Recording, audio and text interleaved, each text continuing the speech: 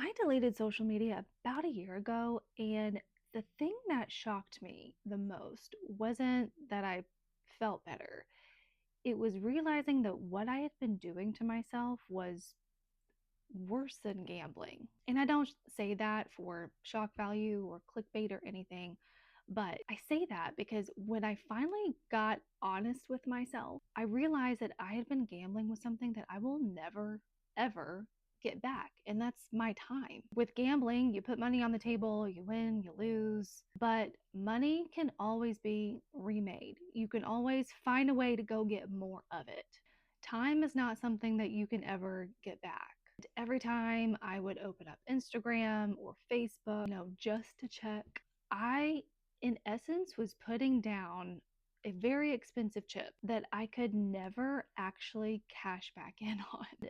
I was losing every single time. So I found this article ish, if you will, I'll link it, from the University of Michigan's Institute for Healthcare Policy. They found that this is actually not a willpower problem. These platforms, these social media platforms, are specifically engineered to copy slot machines, to create psychological cravings. So you aren't weak, really, you are being manipulated. In this video, I want to talk about what that social media loop, that dopamine cycle loop did to my mind. The terrifying psychological reason why it's so hard to actually get off of social media, the spiritual dimension of this conversation that almost nobody is talking about, and what genuinely has to happen if you want to get your soul back. This isn't going to be a digital detox or 30-day challenge. It's nothing trendy like that. This is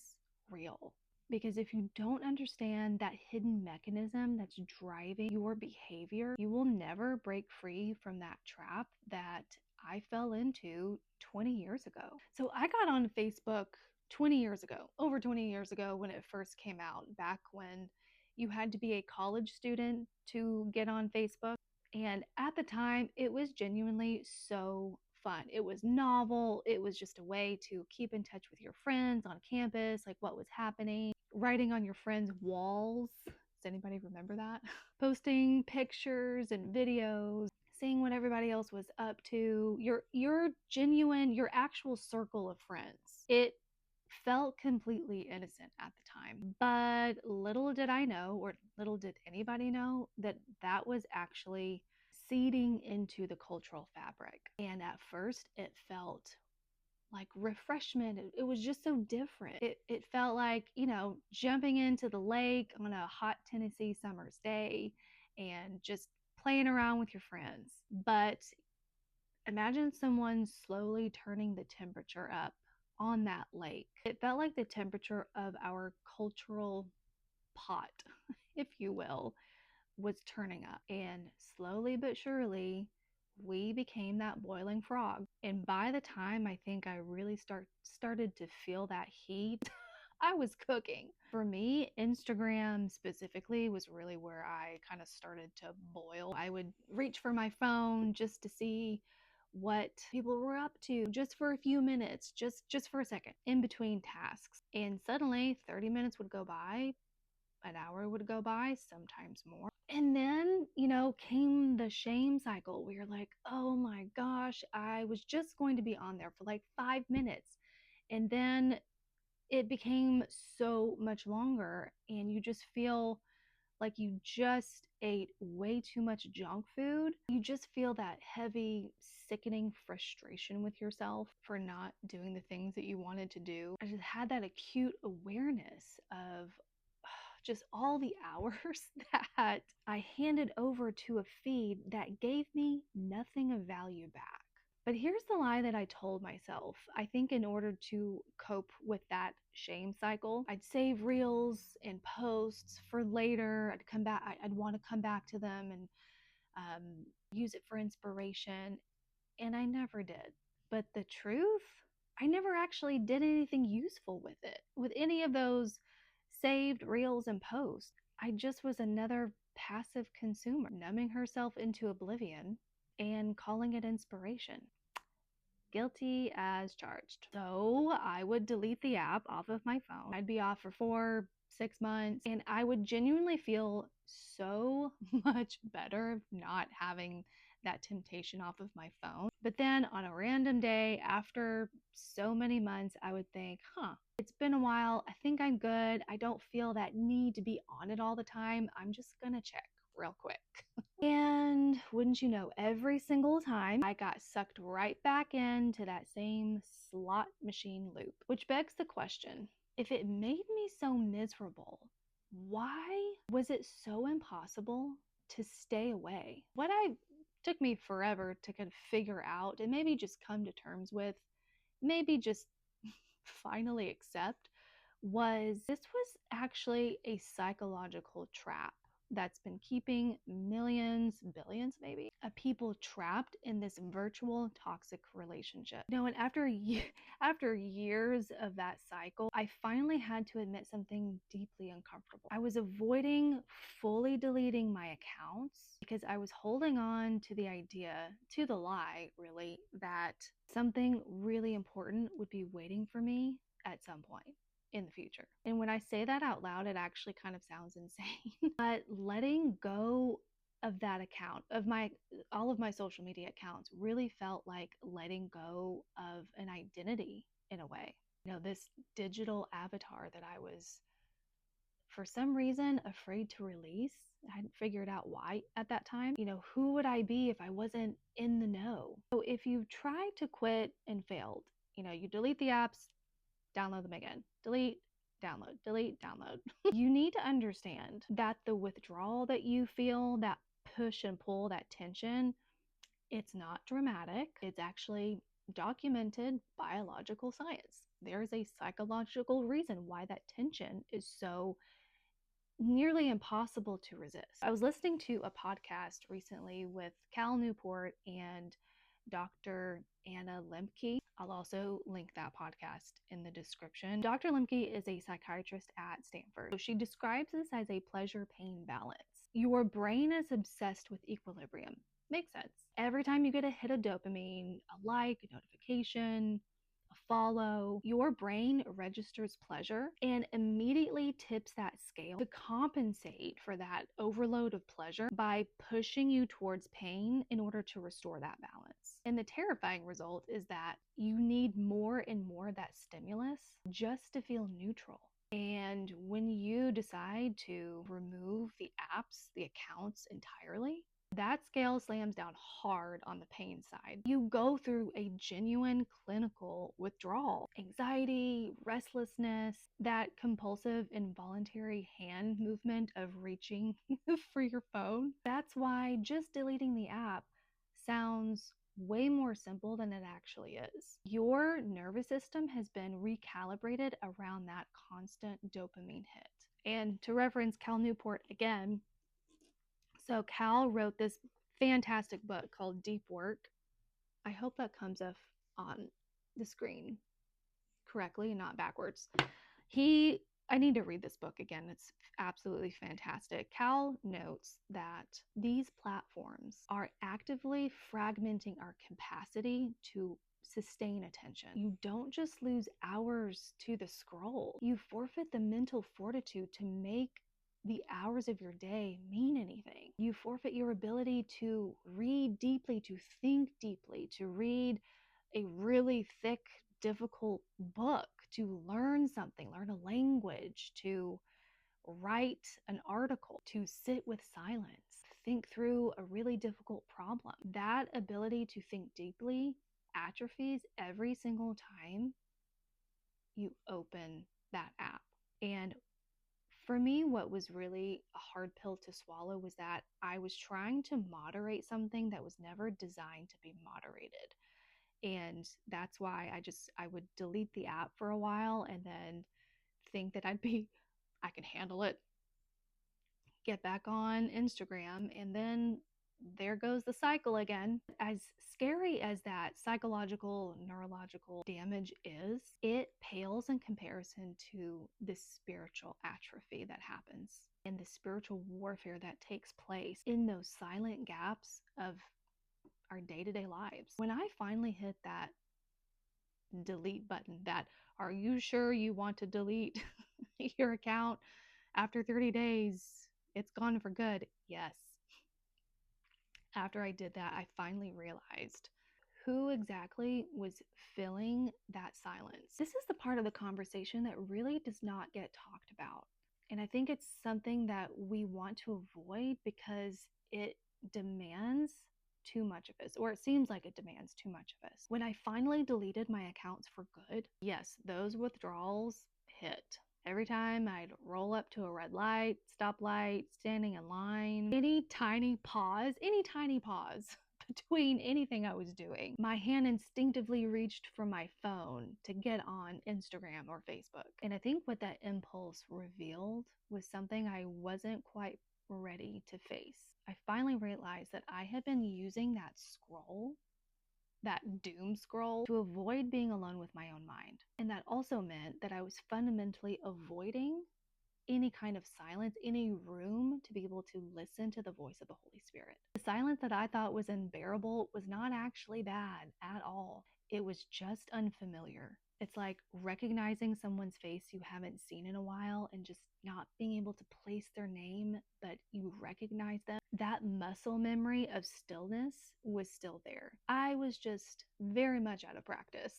And there is a profound reason why God tells us in Psalms 46:10 to be still and know that I am God. When we are more connected to our phones than we are to God, we are in the most vulnerable and dangerous position that we could ever be in. Because if we're not being trained to actively learn to listen to the voice of God, then we're automatically, by default, being trained to listen to the voice of the world and the voice of the enemy. And if we're listening more to the voice of this world and Satan, then is it any wonder we are so frazzled and fragmented and fractured? Is it any wonder that our anxiety and depression rates are so high?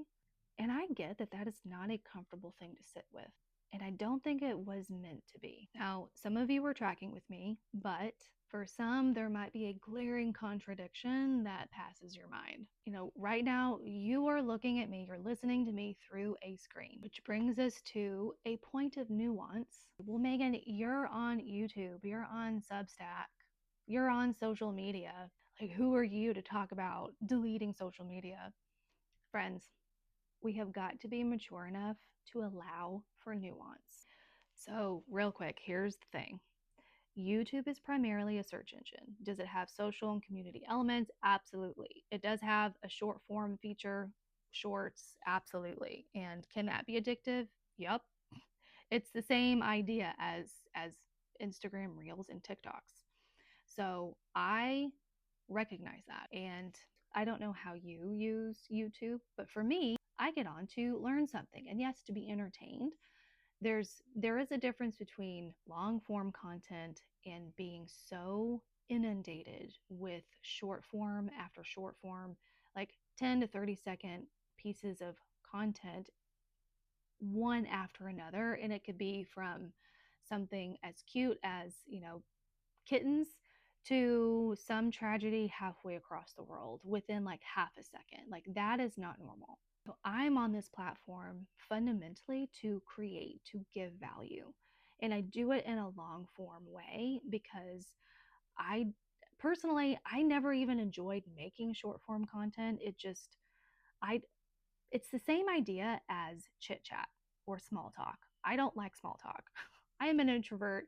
I am a I'm an old soul, I guess, if you will, and I would much rather have deeper conversations.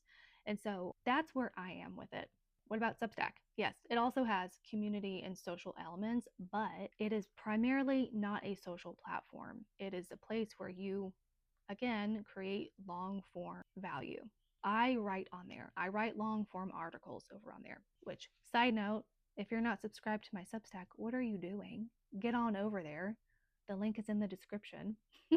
But I love Substack for the opportunity to actually have conversations. You just can't do that in a way that's actually helpful on Instagram and TikTok. That's not the point of those platforms. With Substack, it's based around building community, having discussions, like real discussions. So, what I am advocating is not a total rejection of technology, but it is a total renegotiation of it on my terms. I mentioned this in another video, but the point is to master technology, to not have it just completely take over your life, to be in the driver's seat. So here's what nobody really tells you about deleting social media.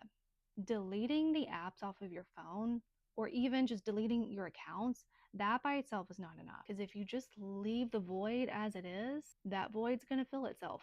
It'll be a different app, a different digital loop, same vicious cycle. You have to decide in advance what you want your attention to go towards.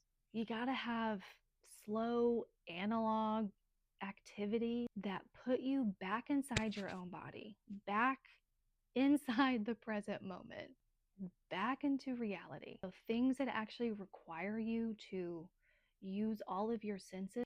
Find something that you've been wanting to do for a while.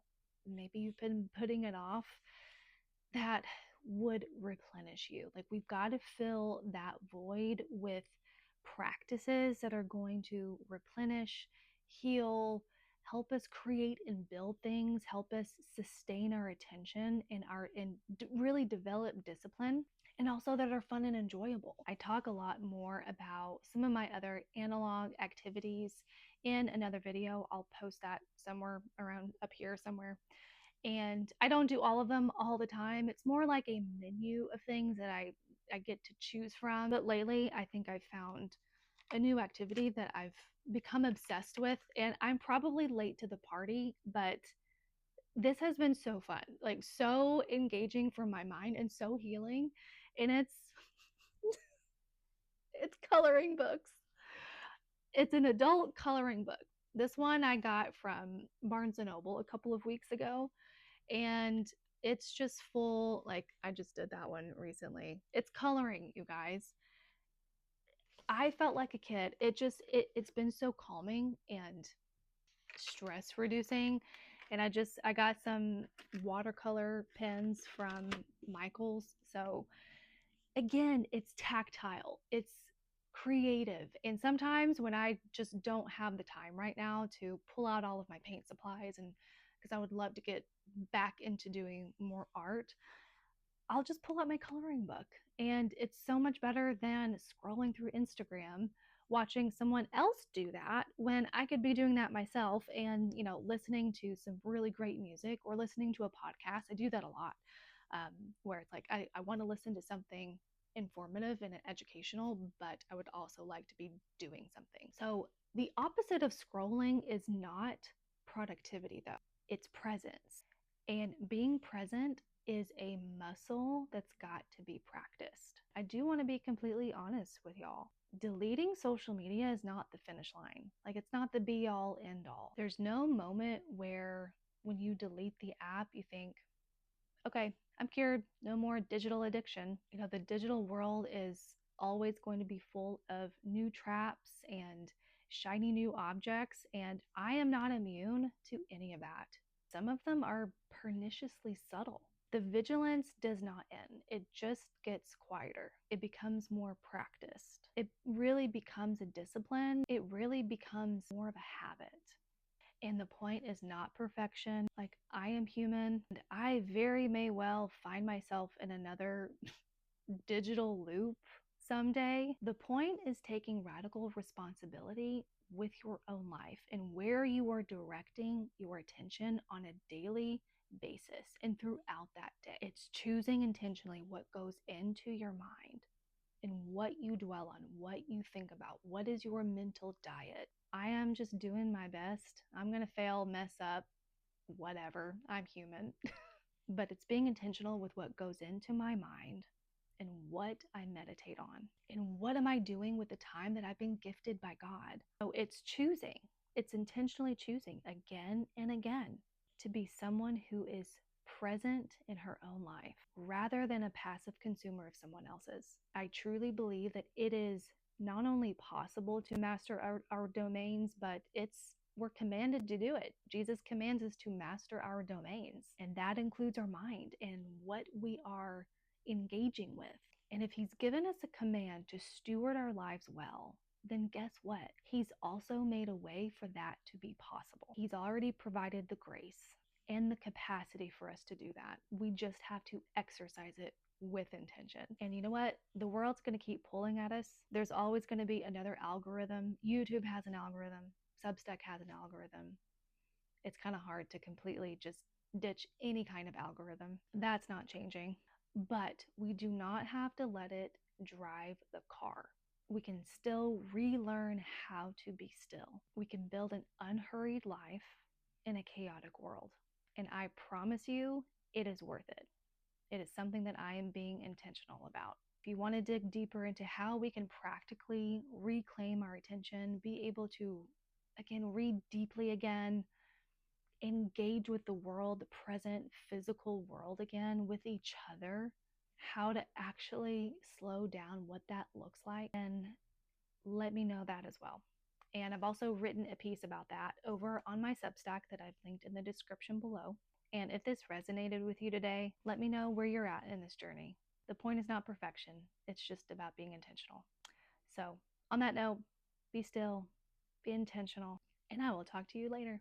Bye.